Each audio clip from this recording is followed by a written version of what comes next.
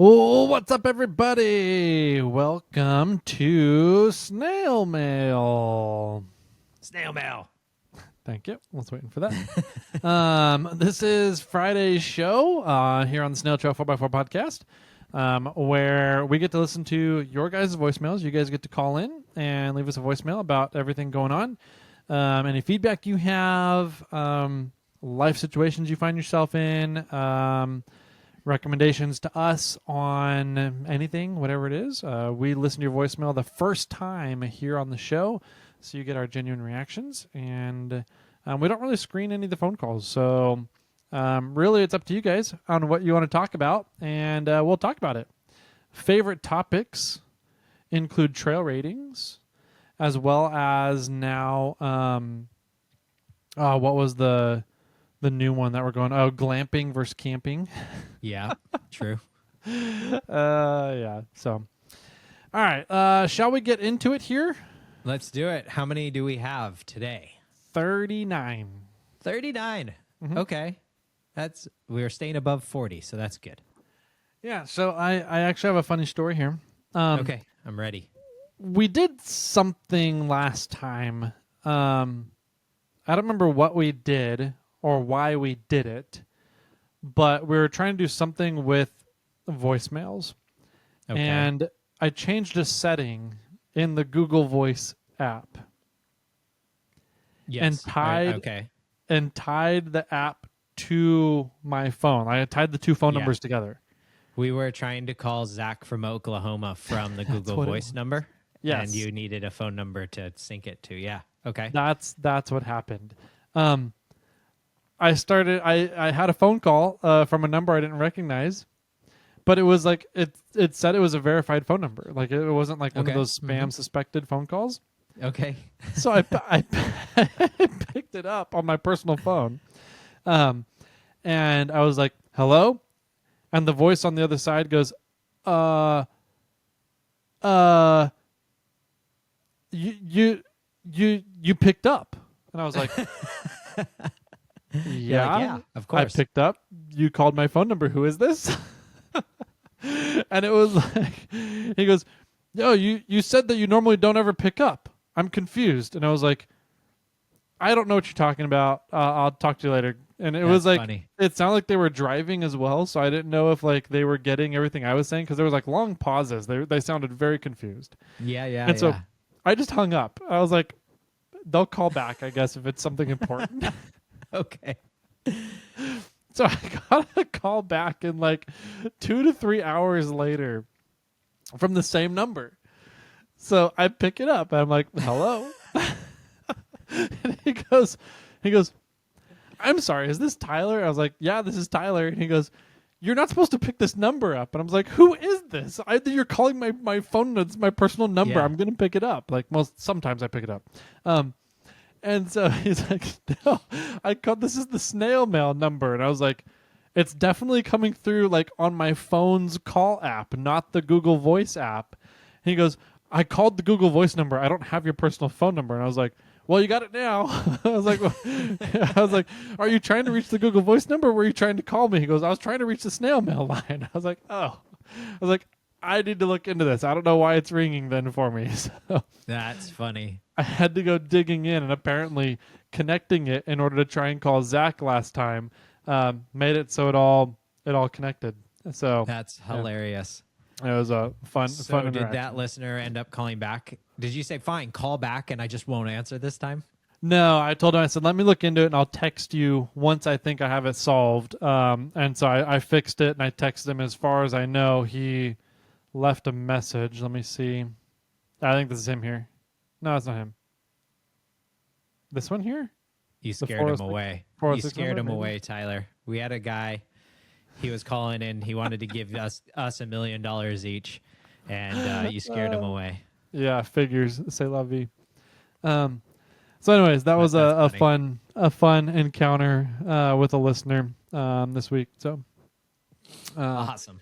Yeah, we've got 39 voicemails though. 39. All right. To kick us off here is going to be Justin in Tejas, Texas. Justin from Texas. Okay, cool. So here we go. Hey guys, this is Justin in Texas again. Hey, not really an off-roading or Toyota question, but GlueTread question. Probably Tyler would be the one to give me the most information on it. I just picked up a used Honda CR-V hybrid as a commuter car. Wanted to stop putting just silly highway miles back and forth on my 4Runner. 4Runner is a 2020, and I've already got 134,000 miles on it. I want to keep that thing forever, so that's going to stop being the daily driver. That's going to be the weekend car and the dog car. Anyway, to the CR-V, it did not come with a spare tire. They apparently designed the hybrid after they designed the regular one. So the battery is where the spare tire used to be. Instead of having a spare tire, it comes with a little, probably ineffective compressor and essentially a bottle of slime. So, and a number for roadside assistance. But I was thinking maybe an appropriately sized GlueTread kit might be a good solution in case you're in the middle of nowhere, crossing the country, and you have a piece of metal in the road and smash your tire open, and roadside assistance is far away, or you don't have cell service or something. Maybe that's an option. Anyway, I just wanted to get you guys' opinion on that. Have a good day, and keep wheeling. Yeah, man. A lot of cars nowadays are not coming with spare tires. Yep. They're coming with exactly what he said. A bottle of slime and a cheap compressor, cheap low flow air compressor. When it comes to GlueTread, I mean, just get the 4x4 kit. It's a great little kit. It's got multiple pieces of rubber, and the cool thing about the rubber pieces is that you can cut them to size them down. The chances of getting a sidewall issue on a road vehicle, very, very, very low. I would. I don't even know if it'd be worth getting a sidewall kit for a road-only vehicle, pavement-only vehicle. But you do definitely want a good puncture kit for a road vehicle. Your likelihood of getting a puncture in the treads are much higher, in my opinion, than off-road vehicles. Off-road vehicles, sidewall damage is a big issue. Tread punctures, typically not as much compared to on-road vehicles. On road vehicles, you just have nasty shit on roads, from nails, screws, pieces of metal, and if you run over them just the right way, they're going to get in your tire. So having a good tire plug kit goes a long way. Slime goes a long way to getting you back home, kind of thing, without having to stop and deal with the punctured tire right then and there on a highway. But that would be my recommendation. I don't know, Jimmy, if you have any insight as well. I mean, it's a cheap insurance regardless. Granted, like you were saying, the likelihood of getting a sidewall damage on the road is very low. But if you do happen to have a sidewall repair kit with you and you do get a sidewall puncture, then this could save you. My only 2 cents for the most part is that it's probably so low that you're going to have to end up buying more glue in the future to just to keep in your vehicle, because the glue only lasts for about a year, and then you have to buy more glue, and then you don't use it for that year, and then you have to buy more glue. And for the most part, that goes almost in line with the slime. I'm assuming the slime will dry up over time as well. So I do agree with Tyler. I think a puncture kit is definitely something that you should have. And, Morphlate does sell a puncture kit that has the GlueTread in it. So maybe that's a good option for you, because then you can get both of those at once. And you can have that sidewall repair kit if you really ever do need it. So, but I mean, I'm proud on you thinking ahead and not getting pulled over. I don't know if you guys have AAA out there. I'm assuming that you do, but maybe look into that as well. Yeah, AAA is, I don't know, it's a great program. And if you tell them that you're on a highway, they respond to you much quicker. But there's definitely shortfalls to AAA as well. Yeah. So yeah. don't think that AAA is going to be your savior. No. Yeah. Yeah, I've definitely learned to tell AAA that you're not in the best spot, no matter where you're at. Yeah, when they call or when they pick up and they ask, the first thing they ask you is, "Hey, are you safe?" Tell them, I'm not in immediate danger, but it is not a safe place for me here. Right. And you get prioritized. It's great. Yep. So, That's what I do. Cool. Yeah. Thanks, Justin. yep. Next up, looks like guys, Nick from Montana. I thought I saved his number. Maybe. I don't know. All right, here we go. Montana. I'm pretty sure it's Nick. Here we go. What's up, guys? Nick from Montana. Camping debate to reply to Alex from South Carolina. Yep, I agree with pretty much everything. And I think camping versus glamping is a spectrum. I would say I've done bivvies in the middle of fucking nowhere, unplanned, with a Cliff Bar and like melted snow between the two of us. And I've done the our camping, hunting, setting up base camp and then set up spike camps to go out and go deeper in. So I would say the main thing is comfort and like ability to get the fuck out of there if you want to get the fuck out of there. So that's all. Love you, proud of you. Fuck Texas. See you later. Hatred towards Texas again. That's funny. He seems to keep calling right after Texas people too, which is funny. Yeah, that is kind of hilarious. Yeah. All right, so it comes down to a comfort level for Nick from Montana for glamping. Makes sense. Okay, I get that. I agree, but also don't agree. Let's agree to disagree or something. All right, so next up is Nick from Montana. Again? Okay. Yep. He did a double. All right, here we go. It's Nick again. I should probably listen to the whole episode before I call. The question about is there a definition between camping, whatever, from a rescue standpoint? No. And just because you find somebody's car doesn't necessarily mean that you're going to find them either. That gets into statistical analysis and lost person behavior. One of the best cases or worst cases of that is the case of, I think his name is Michael Yoon, is Michael something, out of San Francisco. The family was up in Oregon, and they got lost between somewhere Central Oregon and Gold Beach. They were kind of trying to make a cut out to the coast, and they got lost and stuff and ran out of gas. And it was like a multi-agency, state, federal rescue effort to try to find him. His dad was a billionaire or something. Did not have a great outcome, other than the wife and kids survived. But yeah, that's a fun one. And to the warm food, going back to everything is a spectrum. If my worst case scenario is I don't have warm food, then anything that gets worse after that is going to be a calamity. So if I'm like, oh, well, at least I have food, at least I'm not in an avalanche, at least I'm not whatever, I'm not stranded in the middle of the desert, at least I didn't snap the axle of my Toyota out in the Jawbone Canyon and having to hike back in frigid winter months at night. So it's all mindset preparation. I kind of say stuff in jest, but really something the Army taught me is things can always be worse, and they're very rarely better. So if you prepare for worst, then you're cool.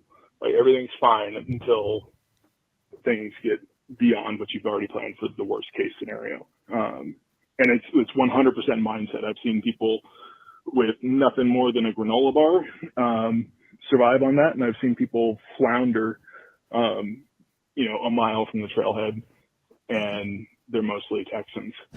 Anyway, that's all. Love you, proud of you. Fuck Texas. See you later.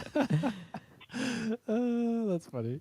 All I need is a PB&J, and I'm good. Yeah, right. No, for sure. One of my favorite sayings in life is "perspective is reality," and it's true. I mean, whatever your perspective is what your reality is. So if you can be conscious of that and manage your outlook, manage your mindset, manage your perspective of a situation, it can do a lot. It can go a really, really long ways to improving your situation overall. So I agree. I love a lot of what Nick just said. He's a smart dude.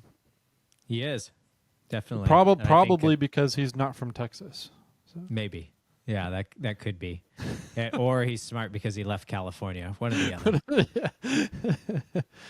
other. That's fine. Leave California. I get to use all of our recreation opportunities without you fucks here. Hey, Montana doesn't sound too bad either. I just want to play with grizzly bears. So, yeah. You're playing, they're not. Remember that. Yeah, right. I don't know. I've heard grizzlies play with their food sometimes. Maybe. Anyways. All right. Next up, Scott from Lodi. Oh, okay. Local. Here we go. Hey guys, Scott from Lodi. Was just listening to, I believe, 654 about trip planning. But the other day, saw a video about the laundry detergent dispenser. Big jugs, I think they're like a gallon size or whatever. And you tilt them on its side, it's got the button. But I saw a video of somebody using it for water and using it. I mean, first thing I thought it was, using it for dishes.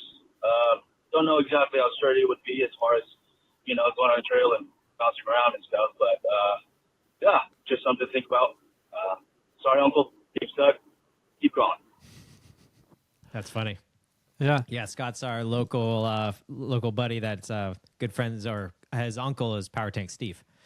Gotcha. Okay. Yeah. Nice. Yep. Took me a second, but that all clicked right there at the end. I was like, Okay. he's called in before. I remember this. Yeah. So interesting idea, the laundry detergent stuff. It would take me like 900 washes to get that laundry detergent flavor out of there, but then otherwise, I think it would work out pretty well. That would be my concern, right? Is getting the soap flavor out of there. Obviously, there's probably different strategies for doing that, but the strategies I would choose would be more along the lines of covering the soap flavor with another flavor. Yeah. I'm sure there's a good way to do it. Or you just need to find, like, I've always liked lavender, so I'm just going to get by the lavender one. I've always loved spring scented water. Yeah. So I'll just have spring scented water to drink from now on. That's funny. No, those are great containers, though. In theory, it would work amazing. I think it would work really well, and I'm sure you have some laying around. Easy to Probably. get. So, just a Yeah, matter of I think- what's the best way to clean it out? Yeah, clean it out, and then storage, like he was sort of saying there at the end, is just don't have it bounce around in your rig. Make sure that you probably strap it down or put it in a spot that doesn't really move, and then you should be good. Yep. And I would look at the type of plastic it's in. I don't want to be too hippie, but to some extent, some plastics do release some plastic into the water, and I don't know if it's made to be reused. So depending on how much you care, you could look down that rabbit hole. How many carcinogens you want in your system? Exactly. Cool. Not that those little tiny 16-ounce water bottles are all that much better that you and I carry around and leave out in the sun and everything. So I think we're all going to die of something regardless. My strategy is I want to get just enough carcinogenic poisoning that I die around 75 years old. Okay. So, and if you don't, I'll just take you out. That works too. Yeah. Yeah. I'm happy with that. You can push me off Signal Peak or something. Oh, it's your 75th birthday next week. You want to go off-roading, Tyler? That's funny. Next up here, we have Axle Talk. Oh, Jeff calling in? Yep. Although Google seems to think it's Pet Shop for Morgan. So Perfect.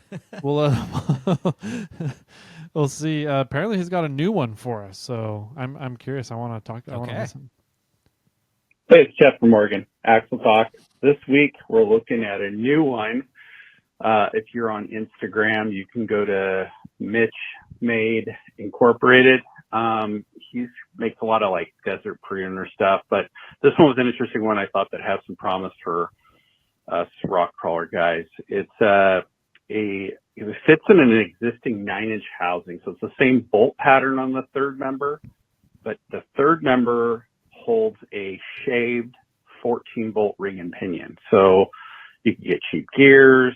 You wouldn't have to run like trophy truck stuff, but if you're breaking 9-inch or you're worried about breaking 9-inch, you can go to like a shaved 14 bolt ring and pinion instead of like going to like the, blinged out 10-inch, 9-inch stuff, which is super expensive. But yeah, you've already got some spools available in 40, 45 spline and the jumbo 36 spline. So it's not, your normal 36 spline. That's the same pressure angle as the 40, 45, 35 spline, 30 spline stuff. It's a different spline pressure angle. It's probably good to talk to someone that actually knows a little more than me, but I know that there's a 40 and a 35 degree pressure angle, and that controls your axle shaft spline count and pitch and strength. So eventually you're supposed to have a mechanical locker for it, but I thought it was a really cool design that, if you're breaking 9-inch stuff and you can't really afford to go to the 10-inch stuff, maybe this might be a better alternative. Supposedly he's coming out with a cast version third member at some point, but hopefully an air locker, but that would be cool. But anyways, yeah, Land Rover suck. Nice. I love it. So what is the diameter of a 14 bolt ring gear? I want to say they're like 9 3/4 inch.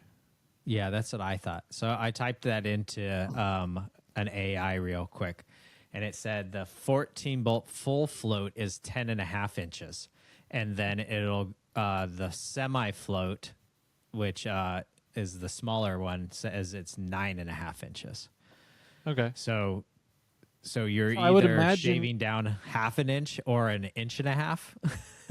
Yeah, I mean, so the way that the ring gears are on like a lot of ring gears, right? They're kind of tapered, right?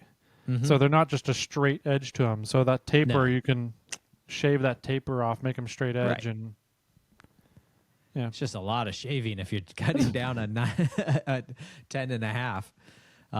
Yeah, but I thought they were like around 10 3/4 as well. So yeah.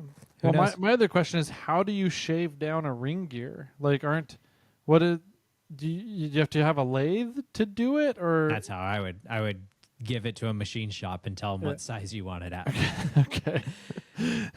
That's what I would do. That, All or right. I know I've seen the funny videos where people will literally leave it in the vehicle and pull the back of the differential off and then use a grinder while the car is going. Yeah. But That's what I was thinking of doing. right, yeah. No, I would take it to a machine shop and tell them I want this turned down to this size. That's funny. But that's You want to just take a interesting. I would- plasma, set it on a table, and take a plasma cutter to the outer edge? Yeah, right. It's a little lopsided. Mitch Made, I'll have to check that out. Sounds pretty interesting. And I like the idea for the most part. But yeah, I think that there's some questions about, what other spools or accessories can you add into that mix? Yeah. All right, let's see. Oh, we got time for more. This yeah. next one is our Ultra 4 Escort buddy, Mr. Okay. Rhea. Chris Rhea. Sweet. Mr. Rhea. All right, here we go.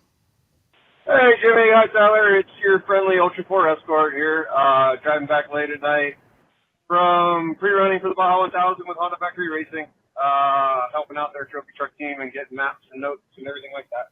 But catching up on episode 649 while I am driving home, and just wanted to give you guys a little bit of a history lesson. Tony K, known as TK1, is a long time rock crawling competitor. In fact, as far as I know, he's the first person to ever drive an EV in rock crawling competition back in, I believe it was either 04 or 05. Wow. He morphed into flight stuff after his run in four-wheel drive stuff, and he's been a part of KOH and four-wheel drives and rock crawling and rock racing since the very beginning. So if you ever need a connection, him and I are good friends. And let me know. Love to have him on the podcast and tell you his story. He's a great dude. Anyways, that's it. Final thoughts? Baja is awesome. Bye! Bye. Well, we're actually in contact with Tony already, Chris. Definitely something that we do plan on lining up probably early next year and getting him on the podcast, especially since he's pretty much neighbors to us. So maybe, Chris, we need to just have you write us an email or something or a text message or whatever and give us some random background questions that we can ask him that will throw him for a loop. That could be a lot of fun. Or if you have any of good embarrassing stories that we could make him talk about, then send those over too, and we can work our magic here. For sure, that would be fun. But interesting to know that he went from an old school rock crawler kind of guy to becoming more aero centric. Yeah, aerospace stuff. So cool. Next up, looks like Mr. Spaghetti. Okay. So here we go. Hey guys, what's happening? Spaghetti here. All right, so let's continue the camping discussion. So camping versus glamping, in my honest opinion, glamping is if you have walls. I'm not talking about a little tent. If you have walls that are sturdy walls that can prevent you from rain or wind, any inclement weather, and you're protected, to me, that's glamping. If we go off of what you guys were talking about, during the Tubbs fire back in 2017, my wife and I were in our house for 2 weeks, no electricity. We had a little bit of running water because once they got the pressure back up, and we had no gas in the house. So for 2 weeks, we were just camping because there was no electricity, and I was in my house. But so I think if you have walls, sturdy walls, that is glamping. And if you don't have walls, then you're camping. As you said, I think camping is just a generic term, but if you go backpacking, I think that's different than camping per se. Backpacking, it's like overlanding versus rock crawling. You're overlanding. Is that glamping or is that camping? There are some people that have sturdy walls, and I would consider that glamping. But if you're just going out there to go camp in a tent, I think that's camping, no matter what you got. Just my opinion. Let's keep the talk about camping going. Keep crawling. Nice. So he stopped and he said he was camping after the tub fire. He even said he was camping in his house. So you meant you were glamping in your house? He probably meant he was glamping, but Yep. That makes sense. I kind of like that concept. Like I still think that camping is the overall umbrella term that everything kind of fits under. But if you're talking about basic camping versus what is the level at which you're glamping? I kind of like that. I don't think it necessarily depends on the devices you bring, your ability to use or not use electricity. I think it kind of does come down to having a secured shelter that can protect you from intrusion, whether that's predator, foe, or weather. Okay. Yeah, because I'm thinking about like I think of going down to KOH, right? You go down to KOH and you feel exposed, even in a tent down at KOH. Yes. But as soon as you have like an RV or a camper shell around you, something hard, solid around you, you feel a lot more safe and secure. So what about at least I do. What about those styles of like cab over campers that pop up and have soft shell in the middle? That's a good question. I don't know how that would be. You're only partially glamping and partially camping. Yeah, and it's like a heavy canvas 4-season tent. Like how hard does the walls need? I don't know. That's a good question. I've never camped in one of those that style. I've never camped in a heavy duty canvas tent before 4-season one. Like I'm thinking like Chris Horton. Thank you. Horton's little yurt style canvas tent. Right. And like a yurt, is a yurt camping then, or is it glamping? That's a good question. Yeah. I think by that definition, a yurt is camping. Yeah. But A yurt is very luxurious. Yeah. So you could literally fit a ton of stuff in a yurt. So yeah, that's interesting. And I was while Spaghetti was talking there, I was thinking it's like, because he said if you're going to be overlanding out to somewhere and you're using a tent, then you're camping. And I almost think that would be considered car camping and not necessarily overlanding. I don't know where you draw the line between those two. That could be a whole nother argument. But I think if you're going out somewhere and using a tent, you're car camping. Okay. I mean, I agree. I think you definitely are car camping. I'm trying to figure out then where's the line between car camping and overlanding? An RTT. A rooftop tent. Okay. I don't know. I think overlanding truly does come down to the amount of time you spend car camping. Like I think that car camping, like if you look at a Venn diagram, I think that car camping is the big triangle and overlanding is a circle or a big rectangle. Overlanding is a circle within the big rectangle on a Venn diagram. And you mean duration of like time period at a location or yeah, like gone from your house? Yeah. That'd be my guess. And then if you don't own a house, then you're just van life? Yeah, exactly. Yep. Van life down by the river. Yep. All right, I think we got time for one more. All righty. We're going to finish it up here with Zach from Oklahoma. Perfect. Zachary. All right, here we go. What's up, Jimmy and Tyler? Zach from Oklahoma. Calling in about the topic of regular camping versus glamping and when it happens. For me, glamping is when you're in an RV or some kind of trailer where you can literally probably just pack your house up, put it in there, and go camping. That's glamping. You have all the amenities that you would at home. I guess there gets to be some gray area when it comes to car camping, because I would not call that glamping. I would more call that borderline overlanding if you're not trying to. But unless you're trying to, then it's definitely some overlanding, because you're using your vehicle, you're sleeping in, not necessarily in your vehicle, but maybe on top of your vehicle, like a rooftop tent. Wouldn't call that glamping. Just car camping or overlanding or whatever you want to call it. Because like you still have some amenities like a stove. Of course, you're in primitive camping, you're going to have a stove. But I don't think because technology has advanced so much from like camping in the 1920s versus 2025 or whatever.